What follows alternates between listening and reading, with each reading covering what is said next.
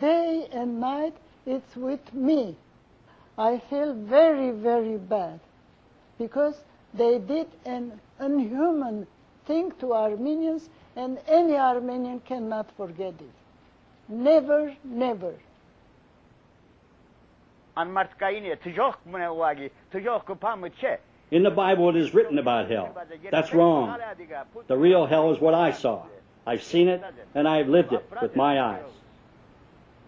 It was a long journey through the desert.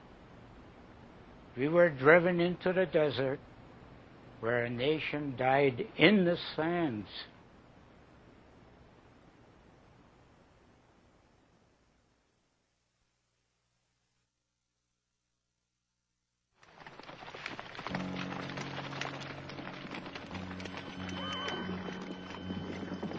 In 1914, the world at war. A conflict never before witnessed by mankind. War waged with modern technology, railroad, telegraph, and poison gas. The first total war, spreading from Western Europe to the highlands of the Middle East, the homeland of the Armenians. And something else, the darkest invention yet devised by nation states, genocide.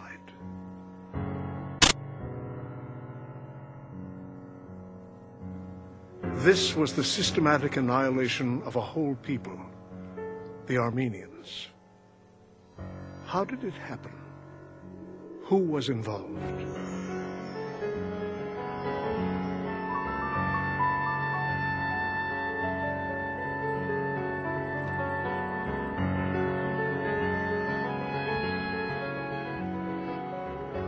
In 1915, while the world focused on deadly combat in Europe, the Turkish government exterminated most of its Armenian citizens. A little-known fact is the role Germany played in this planned genocide of the Armenians. How complicit were the Germans? What was Germany's part in the cover-up of this terrible crime? The road to world war began in the 19th century with the consolidation of Germany into a nation-state under Chancellor Otto von Bismarck. Through industrial might, Kaiser Wilhelm II would turn Germany into a major world power.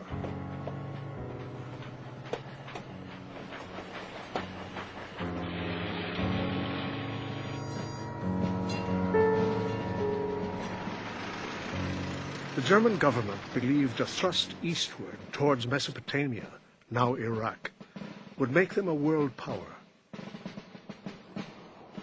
By cutting Britain off from her empire in India, Germany would acquire the natural resources of the Middle East. With the establishment of a railway from Berlin through Turkey to Baghdad, Germany might achieve its imperialist dreams. The railway would be the Kaiser's economic lifeline to the Middle East. The Kaiser proclaimed, "We need Mesopotamia." Prior to the First World War, German writers like Paul Rohrbach introduced the idea of moving Armenians out of Turkey and resettling them in Mesopotamia. The industrious Armenians, he believed, would make the desert bloom. There was, in German colonial policy, this very brutal method of dealing with colonial peoples when they wanted to steal their land and take over their goods. It was a part of colonial policy, and certainly, therefore, there were people within the German governmental establishment that could be sympathetic and understanding of the deportation policies. General Kolmar von Goltz, advisor to the Ottoman army, believed in uprooting and relocating Christian Armenians for military reasons. He wanted to remove Armenians and to resettle them in the south, in Syria and Mesopotamia.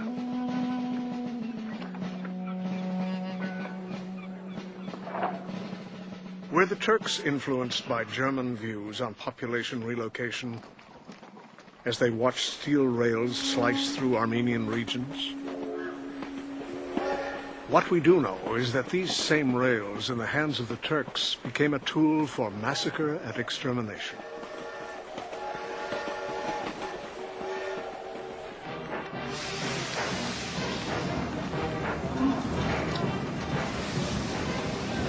The Baghdad Railroad was the single most important German overseas investment prior to World War I. It was owned by the Deutsche Bank, the most important German private bank.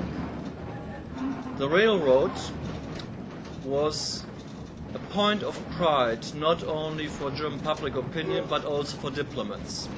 Success of future German expansion in the Middle East depended fully on this venture. The German railway was to extend from Berlin through Turkey all the way to Baghdad. But on the eve of World War I, it was still unfinished.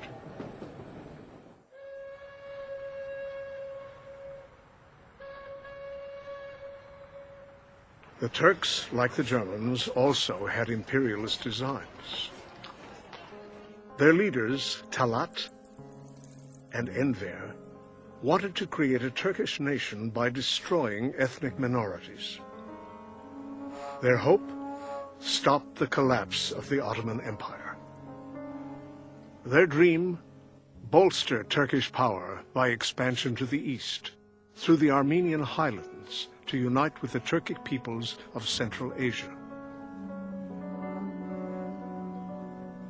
On the eve of the First World War, Turkey entered into a military agreement with Germany.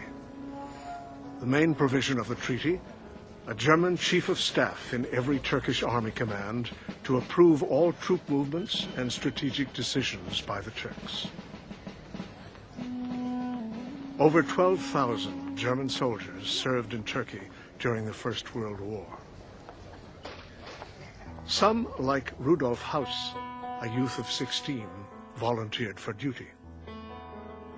The German and the Turk, a marriage of convenience.